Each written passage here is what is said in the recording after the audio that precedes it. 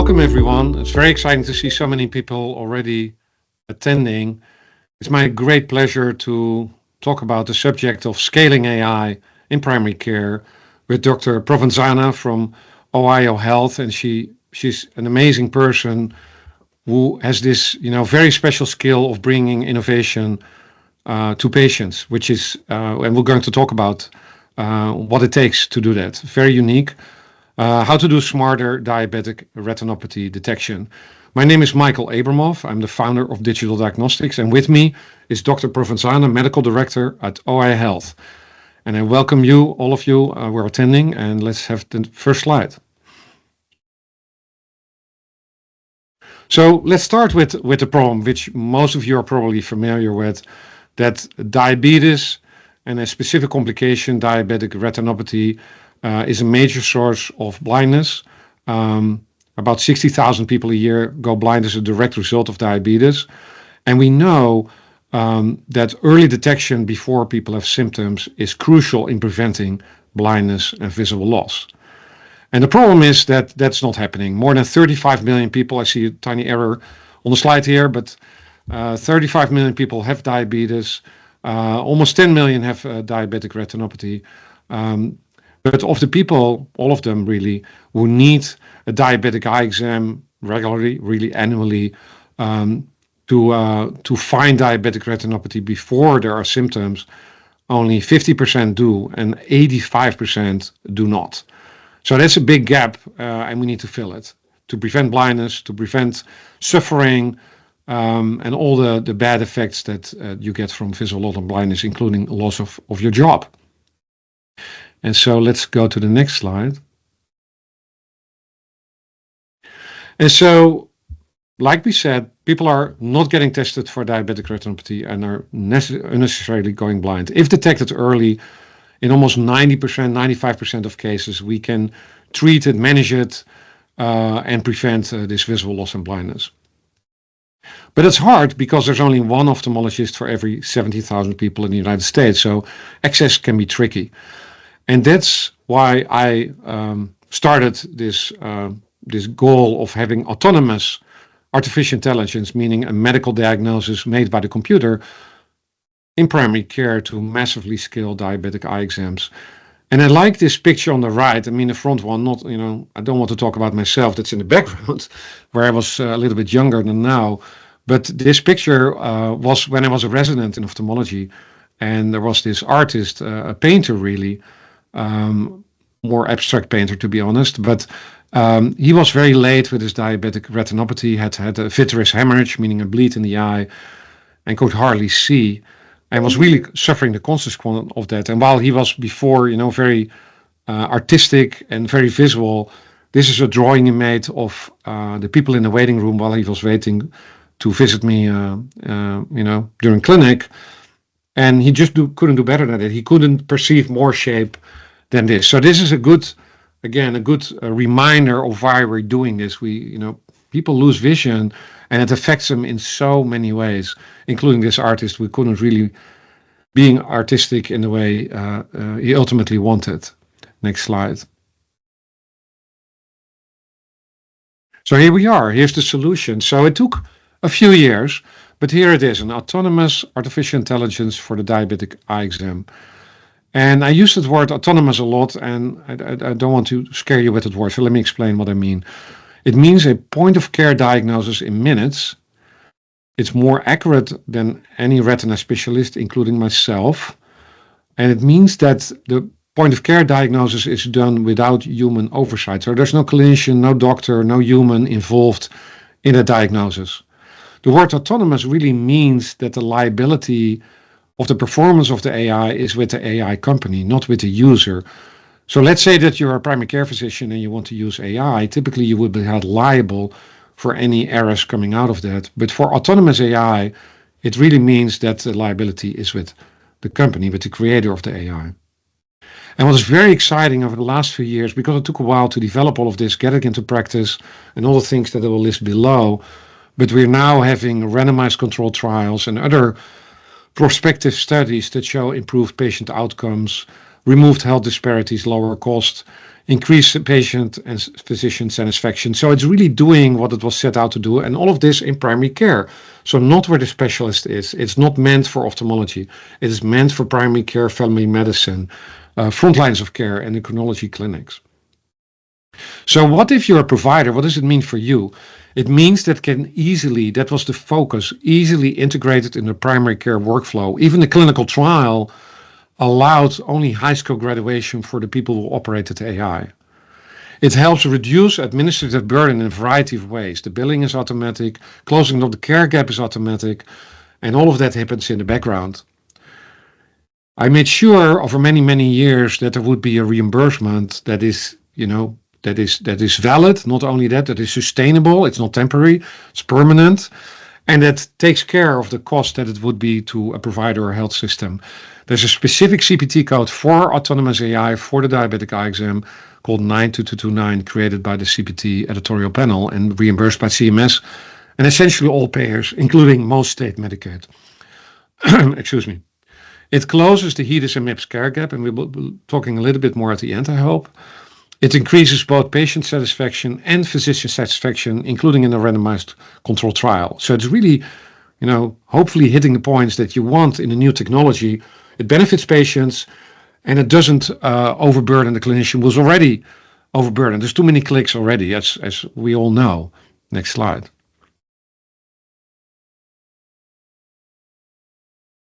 And so a little bit of background about what the system does. So we did a pivotal trial in 2017, clinical trial overseen by FDA. It was the first of its kind. So this was the first FDA was asked to essentially approve an autonomous AI, in this case for the diabetic eye exam. They had never done this. And so the trial, we took great care to make sure that it worked in a primary care workflow. So this was not done in academic centers, on ophthalmology clinics. This was done in primary care where they had never used an AI before.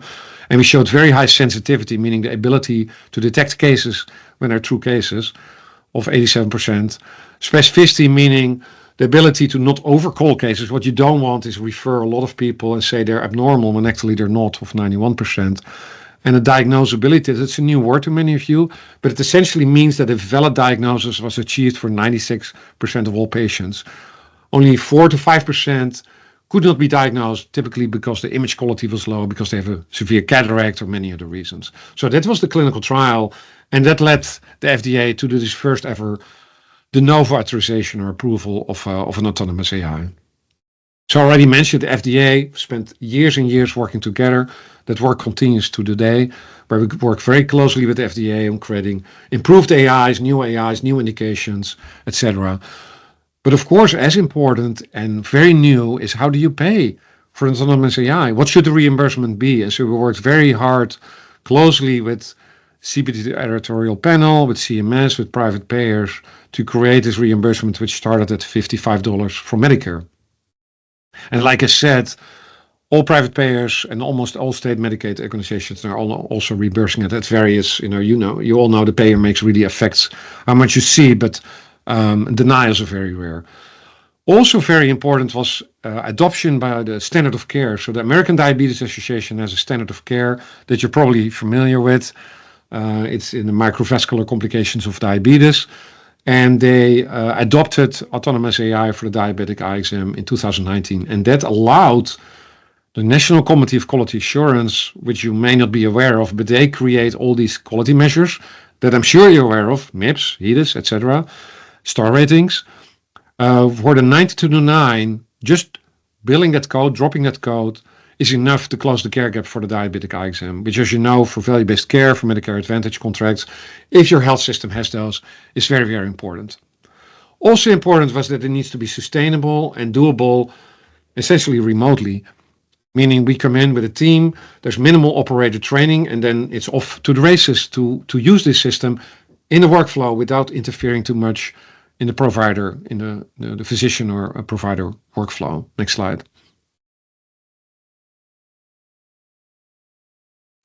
A lot went into it. I will not dwell on this slide too much. I mean, let's focus on the right, where we had to solve these problems, right? What about liability for an AI? Well, I already told you about that for an autonomous AI, it's the creator, not the user.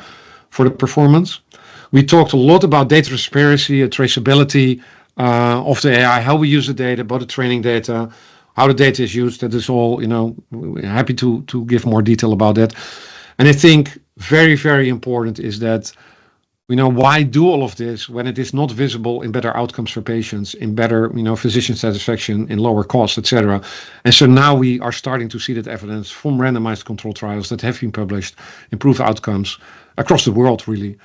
But it took a lot, right? I started working on it in the 80s, went to the FDA in 2010, worked a lot on ethics of AI, which allowed the FDA to create regulation around AI. And I already mentioned the standard of care, quality measures, and reimbursement. So we're, in a very exciting place right now where the technology is done. Now, how do you get it to patients? And that is what Dr. Provanzana and I will be talking about. Allow me the last slide, because I love this slide. And I was not involved in this paper. So it was in New England Journal of Medicine and the AI section. And it essentially shows, that's the orange and the red line, that LumineticsCore, this autonomous diabetic eye exam, is the fastest growing medical AI in the world based on utilization, on patient utilization, on claims data. Isn't that exciting that something we created is actually being and starting to be so widely used and scaling so rapidly? But again, it will not scale without people like Dr. Provanzana. So it's very, a great honor. Next slide. To now transition to, okay, here's this thing, here's this autonomous AI, never been done, and how do you involve it into our health system? And Dr. Provanzana, next slide, will be saying that it's, her entire team, which is of course true, and I totally appreciate her saying that, but she's really a unique person, as you will soon hear. So take it to races, Kathy. Well, thank you. Thank you for that kind introduction and the opportunity to share our journey here at OhioHealth. And I'm going to say it again. I have a team of associates that have really helped move this project along, and I'm indebted specifically to quality advisor Meredith Buffum, who I hope is in the office or in the audience today, because she's really done the yeoman's work. Next slide, please. So I'm a family physician and have been in quality for 10 years with OhioHealth. If you're not familiar with OhioHealth, we're a large healthcare system that's located in our headquarters is in Central Ohio, and then we cover about half the state. We have 16 hospitals, hundreds of ambulatory sites, and 100 or so primary care offices, and that's going to be where we focus our discussion today. Actually, I do realize that when we started this journey with digital diagnostics in 2021, 2022, we had 45,000 diabetic patients in our primary care population, and that number has now risen to over 50,000. And we have an estimated prevalence of diabetic retinopathy somewhere between 25 and 30%. As Dr. Abramoff stated earlier, we all know that early detection is critical because unfortunately by the time the patient is noticing the effects of retinopathy, much of the damage has been done. So we started on this journey, like I said, years ago, and realized that many of our patients were not receiving regular eye exams. And why is that? Because of all of the, regular everyday barriers to care, access, time constraints, awareness, as we've both mentioned, and sometimes even finances. And we, as I said, we started 2021, I think, with our in working with digital diagnostics, and our first cameras went into offices in 2022. and we now have 40 cameras located across our footprint, and we're really excited to continue to partner with Digital Diagnostics and the core LumineticsCore technology. Next slide. So, actually, our team was working on our abysmally poor diabetic retinopathy screening rates prior to my joining the team. So they had been looking at solutions prior to 2020 when I joined. Then we took a little time off for pandemic response, and we came back together in 2021. And we had a screening rate of approximately 35%. But we also had some real life operational issues in terms of a lack of a team-based approach to care in many of our offices, and we had a large problem with open encounters. So as we were looking at the solutions that were available to us, we were also asking, how can we improve the efficiency of our clinics while also improving the quality of care? Next slide, please. So, of course, our options were teleretinal support and artificial intelligence. And we asked ourselves the question of what problem are we really looking to solve?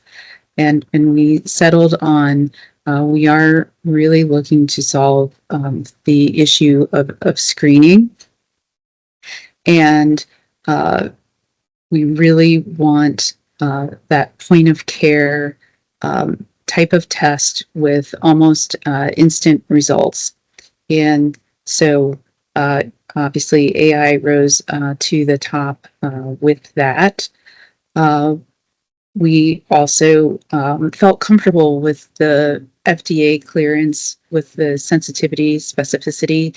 And one of the things that I usually try to promote when I'm talking to a reluctant provider is the negative predictive value. I believe the negative predictive value of the screening exam with the LumineticsCore is 96, 97%. And so it's very helpful in the office to get that patient screened. So as you can see, there were lots of things to consider, but bottom line, we really wanted that point of care, same day diagnosis, and the ability to give the patient their results before they left the office. Reduces the burden on ophthalmologists. Our ophthalmologists can focus on complex cases. I would also share that it reduces some of the burden on our referral staff. Now we can screen a patient in the office. We don't have to do a referral to an external eye care provider unless the patient unfortunately screens negative. And then this technology, I wouldn't say it was easy. I will say it's easy now. We learned a lot, but it does certainly scale effectively in a large healthcare system like OhioHealth. Next slide, please. So this is what happens for our patients. We have something that we call pre-visit planning, but essentially office staff is looking at the schedule anywhere from 1 to 3 days ahead of time. They're identifying patients who have diabetes and who are due for an eye exam. If they've had an external eye exam, there's a different workflow for getting those records. But if they haven't had an external eye exam or never had an eye exam, then the office staff will move through the screening questions for both the camera exam and dilation. Office staff will even tee up the orders, making it really easy on our providers to order the test. The test itself takes less than 10 minutes. Many of our offices have become very proficient, and it's a 6 or 7 minute test. The results come back almost immediately. They come back in two ways. The PDF comes into our EMR and is put in our media tab, but the results, we have Epic. The results come into the provider's in-basket. The provider can share those results, like I said, at the time of the exam. And then we do have a hyperlink to the referral order within the positive results. So within those positive results, the provider can just click in and make that referral to the eye care provider. Next slide, please. So we've gotten much better at selecting our sites. I will say we started with a pilot that taught us quite a bit. But at this point, we know that offices that are going to do well with the cameras have to have a high patient volume. One of the things we learned was some of our offices that looked like they had quite a bit of opportunity really weren't getting external results into the chart. So they had more of a data gap than a care gap. So offices, so I'm skipping down to the third bullet, but I'll go back up in a second. So offices that were using our existing clinical workflow, doing it well, it made it much easier for us to understand if they were good camera candidates or not. Certainly, we're a large healthcare system. We have some GME practices that are considered urban and have quite a few patients with high social drivers of health. They had true care gaps, and they found this technology very, very helpful. We had one of our graduate medical education offices in our pilot, and by the time we were done with our pilot, we had decided that we were going to put them in all of our primary care GME practices. We also have rural practices where it's just difficult to get to an eye care provider because of distance. So this technology is useful in all types of offices where there's true care gaps. As I said, offices that were using our existing clinical workflows did well, and especially if they were open to incorporating the technology. And that comes with staff and provider readiness. We had staff that were really excited, wanted to lean in. We have some staff that had seen the ravages of diabetes and affecting patients or loved ones, robbing them of their sight, and they became champions in their offices. And we had to have providers really we had to have providers that really saw the value of screening in primary care. We had some providers that were very much tied to the gold standard of a full ophthalmologic exam.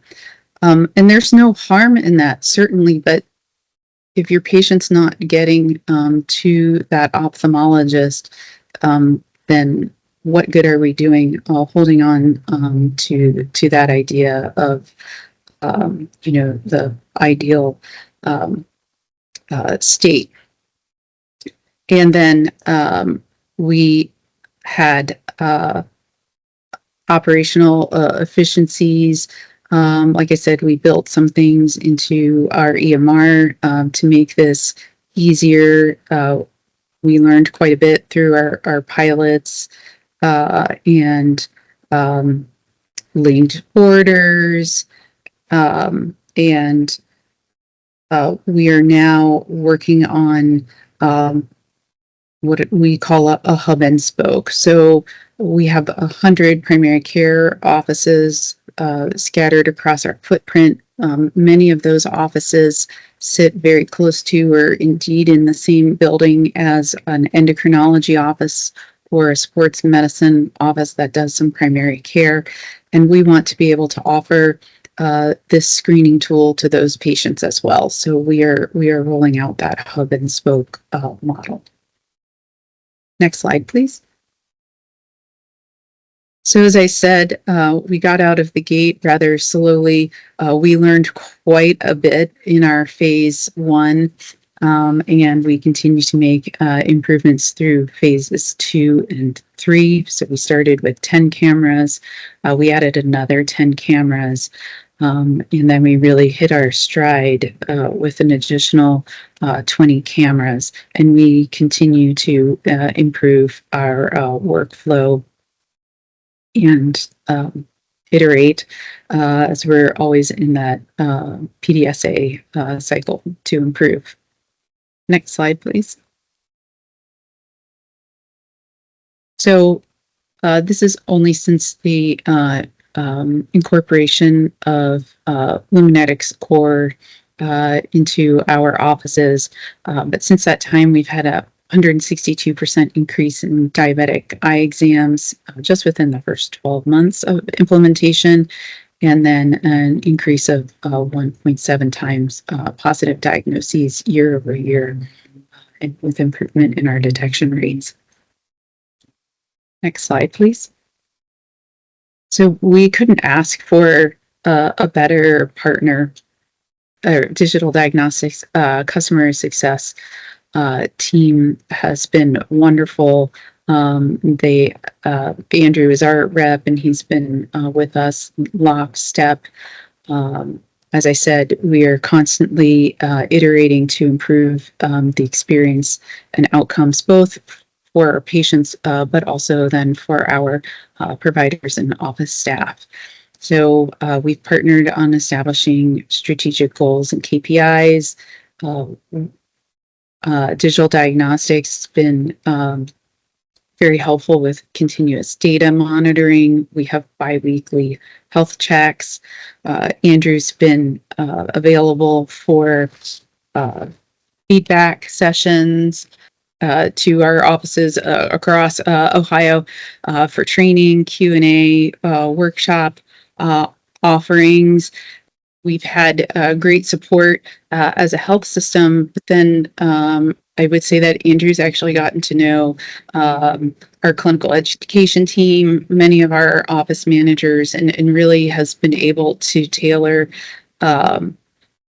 his work and his partnership down to that office level. So a few takeaways that I would share with you. Our goal was to improve clinical efficiency while elevating the quality of patient care, and that's a really lofty goal, and we've worked really hard to make that happen. It didn't come without extreme effort, and there were certainly some bumps in the road. But I do feel at this point that our offices that have really leaned in have a couple of camera operators that are very proficient, are really doing well with screening and, as I said, clinical efficiencies. So we started small. We had a phased rollout. We developed clinical selection criteria after our phase 1 pilot. and we monitor outcomes continuously. As I said, we're constantly iterating, we're constantly making improvements, and we're getting, feedback from all the staff and providers, which has been so very helpful in our journey. And I would say that once staff becomes confident and the provider and staff find the best way to incorporate the exam into the larger office visit, it becomes very routine, just like taking a vital sign. And again, start small. Process begins with action, and don't let perfect get in the way of good. I say this to our providers who are a little more reluctant or a little slower to jump on the bandwagon. We don't have many of them at this point. But if your patient hasn't had a screening exam at all, why would you deny them the opportunity to have this exam when it's readily available to you? So thank you. I think that is all I had. Well, thanks so much. This is wonderful, and so many, lessons to learn from that about how to scale from essentially almost at least 10x, right? And just after the first few months, you went really up. There's room for a question and answer, and there's almost 60 people attending, and probably more. So I want to make sure we address the questions that have been coming in. If there's none, I have a list of sort of fallback questions, but I want to make sure there's none from the audience. So you had an entire slide about telemedicine versus autonomous AI or LumineticsCore. What was really the most outstanding one for making you choose between AI and telemedicine? Yeah. So to be fully transparent, we had a very large issue with open encounters, and it was our understanding that whether you did ophthalmology or AI solution, that you couldn't close your note because of coding rules until the results came back. Yeah. And honestly, They didn't come back. yeah, we wanted those results back as soon as possible. Just concerns that that we would be compounding other operational issues that we were looking to tackle at that time.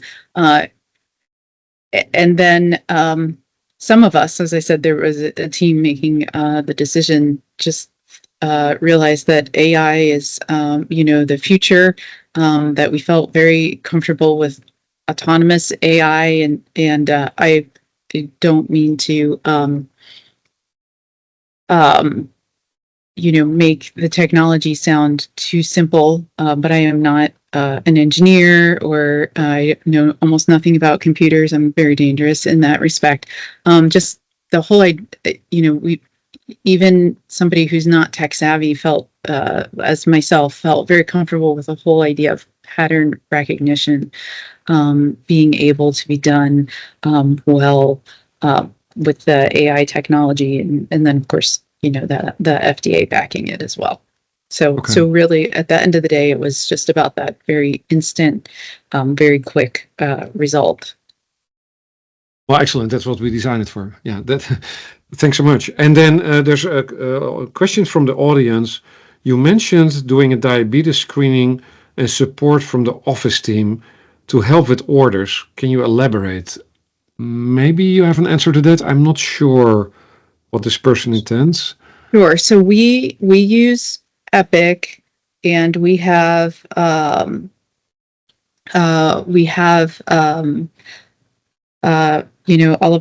of our primary care patients have a health maintenance tab, and if they are diagnosed with diabetes, then the diabetic eye exam topic in health maintenance is added automatically. So and then we have reports that can be run. So offices have recommended workflow, like I said, that they do 1 to 3 days before, that they can see which patients are coming in have been diagnosed with diabetes, if they have that diabetic eye exam health maintenance met or not met or due soon, and then if they're due soon or not met, they have an ask of either checking in the chart or checking with the patient. Did you have an eye exam? Okay, where? If you hadn't had an eye exam, how about we do one with our camera? Let's plan on having you get screened while you're here. At the beginning of the visit, correct? Yeah. Yeah, perfect. Yes. Yeah. So then office can even, so we, as a healthcare system, have made a decision that MAs or above will do the exams. And in Ohio, an MA needs a signed order from a provider to complete a task. So the office staff can then queue up the order so the provider can easily sign it, allowing the MA to get that exam started. Yeah, makes sense. And some states allow standing orders also. There's another question, and we actually didn't go into this. Does OhioHealth use a dilation protocol for pharmacologic dilation? So, Go ahead. oh, I apologize. No, go ahead. So, No, you were going to say. okay. I would say because we are mostly using MAs in Ohio, we cannot use a protocol. So we have standard recommendations. We recommend all patients over 65 are dilated. And when we did start with our phase 1 pilot, we were not dilating. We got the numbers that Andrew and Digital Diagnostics kind of predicted that we would. So we were not getting the kind of diagnosable results that we would have liked. So now it's not a protocol, but MAs will tee up an order for dilation for patients 65 and older, and then they will generally start the exam, and the operator can tell if they're getting quality images or not. And if they're not, they'll seek out an order for tropicamide. Yeah, so they will do the order right then and there. Really interesting question is, Dr. Provanzana, how long did it take for you to feel like the program had turned a corner and was really successful? When did it happen that you thought, oh, wow, yeah, I get it now? Probably 2 years. Probably 2 2 years years. in. Yeah. 2 years in. Okay. Yeah. And I would again say that many of our issues were self-inflicted. So again, Andrew, our rep, made certain suggestions, but we're as a healthcare system, we're very conservative, and we just had to learn a few things the hard way. So I would say 2 years. Very, very good. I think, yeah, so back to the questions that, are also exciting. We talked, when preparing for this, we talked a little bit about follow through, right? What do you do with the positive exams? You mentioned a little bit about that. How are you tackling that? Because we're getting from not having enough screening to now, clearly having enough screening, and we can talk a little bit more about that. But what do you do with the patients that are positive? Because they need the treatment and expertise from the retina specialist and ophthalmologist. How are you solving that right now? So I don't have a great answer for you. Most of our focus has been on screening. Yeah, that's not the first thing. Yeah, right? not just for this disease condition, but for several disease conditions. And we,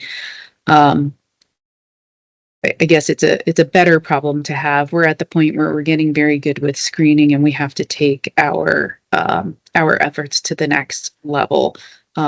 to ensuring that those patients who have screened positive for not just retinopathy, but some of our cancer screenings, et cetera, are getting proper care.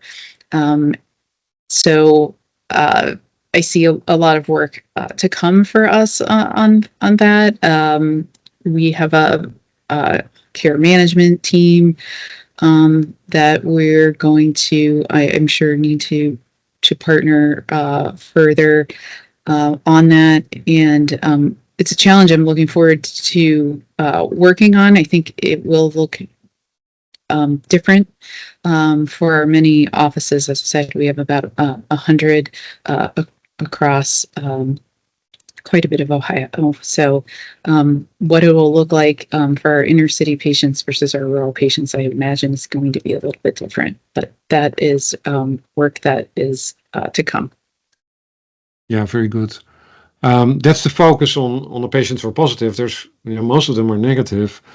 And some studies in other health systems, Hopkins specifically, we're finding that in those normal ones, once they get screened, their A1C drops. Have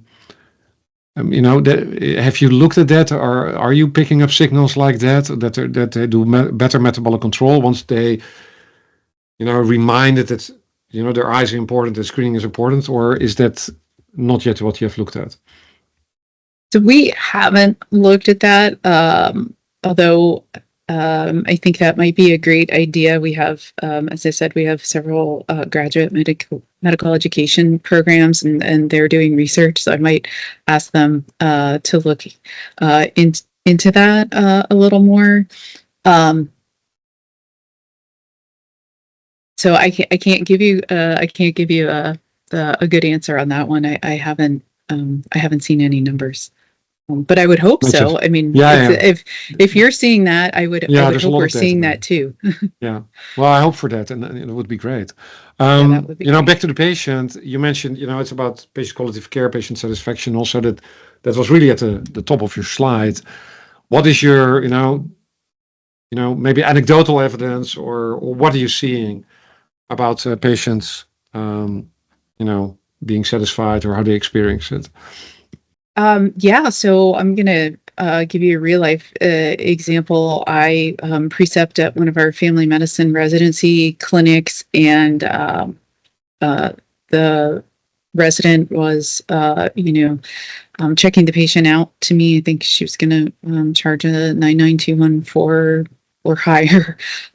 Very complex patient with lots of issues, diabetes, maybe some problem drinking, hypertension. She wasn't, and she was fairly young. I think she was in her 30s.